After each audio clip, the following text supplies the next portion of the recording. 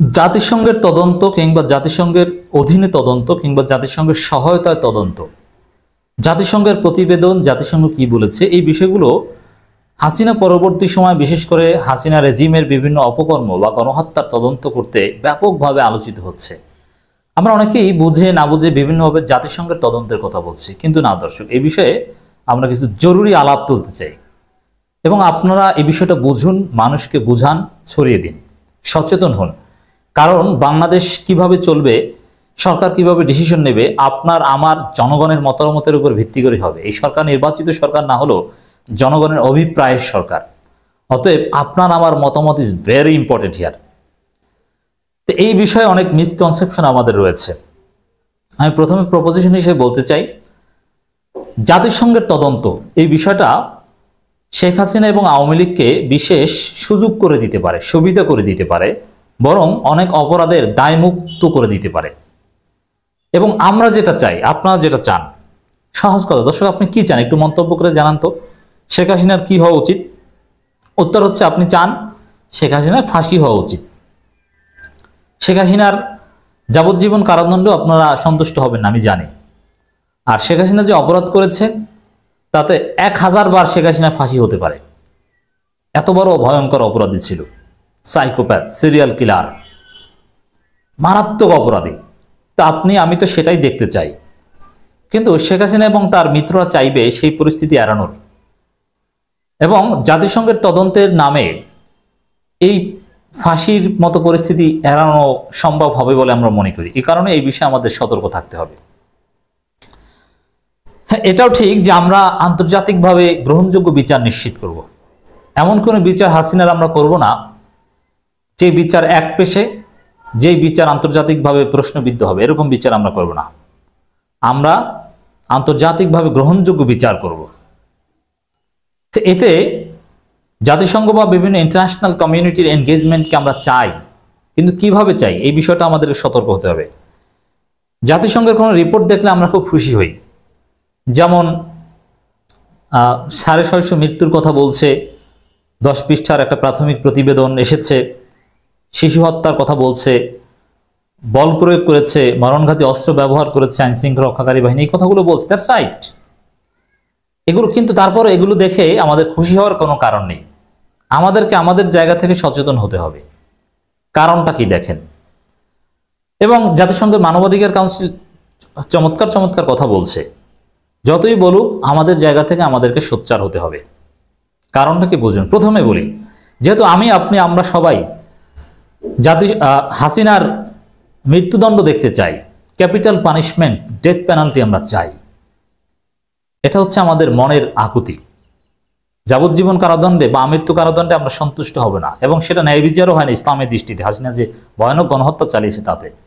কিন্তু মনে রাখবেন, জাতিসংঘ কিন্তু ডেথ পেনাল্টির বিপক্ষে, মৃত্যুদণ্ডের বিপক্ষে। এ কারণে মৃত্যুদণ্ড হওয়ার সম্ভাবনা রয়েছে বা দেওয়ার সম্ভাবনা রয়েছে এমন কাজে জাতিসংঘ সহযোগিতা করবে না, বরং তারা বিরোধিতা করবে এবং ঠেকিয়ে দেওয়ার চেষ্টা করবে। এটা জাতিসংঘের মৌলিক ফিলোসফি। তার পক্ষে আপনার আমার অবস্থান থাকতে পারে, বা অ্যাবলিশন অফ ডেথ পেনাল্টি আমি চাইতে পারি বা যৌক্তিকতা থাকতে পারে, কিন্তু হাসিনার ক্ষেত্রে আমরা অ্যাবলিশন অফ ডেথ পেনাল্টি চাই না, এবং সেটা চাইলে ন্যায় বিচার হবে না। হাসিনার কয়েকশো বার, কয়েক হাজার বার মৃত্যুদণ্ড হওয়া উচিত। অতএব জাতিসংঘ যেহেতু অফিসিয়ালি বা আদর্শিকভাবে, ইডিওলজিক্যালি ডেথ পেনাল্টি অ্যাবলিশনের পক্ষে, মৃত্যুদণ্ডের বিপক্ষে, এই কারণে তদন্ত বা বিচার প্রক্রিয়া এমনভাবে জাতিসংঘ যুক্ত হবে না, যাতে এমনভাবে সহযোগিতা করবে না যাতে হাসিনা ডেথ পেনাল্টি হতে পারে। অতএব জাতিসংঘের এনগেজমেন্ট আমরা ততটুকু চাই, যতটুকু এনগেজমেন্টে হাসিনার ডেথ পেনাল্টি হতে জাতিসংঘ ঠেকাতে না পারে বা ঠেকানোর গ্রাউন্ড বা অথরিটি না পায়। আমাদের বিচার আমাদের আইন অনুযায়ী হবে। যেমন আন্তর্জাতিক অপরাধ ট্রাইব্যুনাল বিচারের কথা আসিফ নজরুল স্যার বলছেন, হ্যাঁ হবে, এবং সেখানে মৃত্যুদণ্ডের বিধান রয়েছে, হাসিনার মৃত্যুদণ্ড হতে হবে। উই ওয়ান্ট দ্যাট, এবং দ্যাট উইল বি জাস্টিস।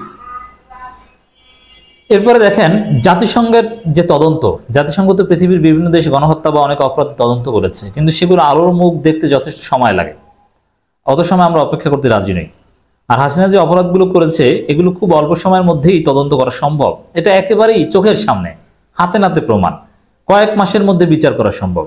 এটা 50-54 বছরের আগের ঘটনা না যে নথিপত্র দেখে বিচার করতে হবে। ডিজিটাল যুগ, এটা অ্যানালগ যুগের অপকর্ম না।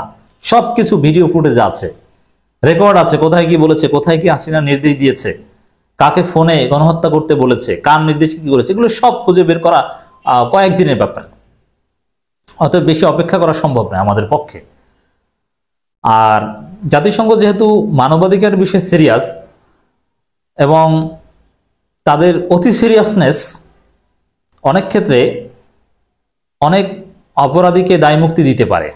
বিশেষ করে এখন পর্যন্ত জাতিসংঘের রিপোর্ট বা 10 পৃষ্ঠার রিপোর্ট যতটুকু এসেছে, তাতে আইনশৃঙ্খলা রক্ষাকারী বাহিনীর অনেকে ভয়ানকভাবে অভিযুক্ত হলেও কমান্ড রেসপন্সিবিলিটি হিসেবে হাসিনা অভিযুক্ত হবেন এই জায়গাটা কিন্তু এখনো জাতিসংঘের কোনো বক্তব্যে আমরা দেখিনি।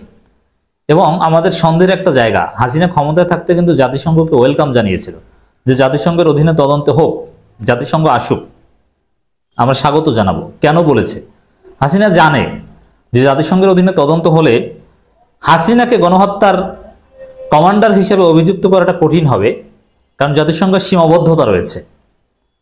কিন্তু পুলিশের বা অনেক আইনশৃঙ্খলা রক্ষাকারী বাহিনীর বিভিন্ন অফিসাররা হয়তো বা দায়ী হবে। এজন্যই কিন্তু হাসিনা নিজে বাঁচার জন্য জাতিসংঘকে ওয়েলকাম জানিয়েছিল। অতএব এটাও একটা দুর্বিসন্ধি হাসিনার, বুঝতে হবে। এজন্য এখন আমাদের করণীয় কি? আমাদের করণীয় হচ্ছে প্রথমে সচেতন থাকা। হ্যাঁ, আমরা এটাও বলছি যে হাসিনার আন্তর্জাতিক মানদণ্ডের বিচারই করব, আমরা একপাক্ষিক বিচার করতে চাই না। জাতিসংঘের এনগেজমেন্ট থাকবে, কিন্তু সেটা জয়েন্ট ভেঞ্চারে, এককভাবে জাতিসংঘের স্বাধীন তদন্ত নয়, তার সীমাবদ্ধতা রয়েছে। আর জাতিসংঘ তদন্ত হবে, বাংলাদেশের লোকাল তদন্ত হবে, আন্তর্জাতিক আদালতেও তার বিচার হবে, সেটা জাতিসংঘের তদন্তের মাধ্যমে হতে পারে, আর দেশীয় আদালতে দেশীয় তদন্তের মাধ্যমে তার বিচার হবে। অতএব জাতিসংঘ তদন্ত করুক আর যাই করুক, আমাদের যে নিজস্ব তদন্ত, নিজস্ব বিচার প্রক্রিয়া, ডোমেস্টিক ইন্টারন্যাশনাল ট্রাইব্যুনাল, এটা চলবে। এবং জাতিসংঘের তদন্ত যাতে করাপ্টেড না হয় অথবা অন্য কোনোভাবে মোটিভেটেড না হয়, এজন্য আমাদের জনগণের সোচ্চার থাকতে হবে। হাসিনা যে গণহত্যার মূল প্রেরণক, এটা যেভাবে আমাদেরকে প্রমাণ করতে হবে, কারণ এটাই সত্য কথা, মিথ্যার উপর ভিত্তি করে প্রমাণ করতে হবে না। তারপরও কাঠামোগত দুর্বলতার কারণে জাতিসংঘের অধীনে তদন্তে অন্য কেউ না হলে অ্যাটলিস্ট হাসিনা দায় মুক্তি পেতে পারে।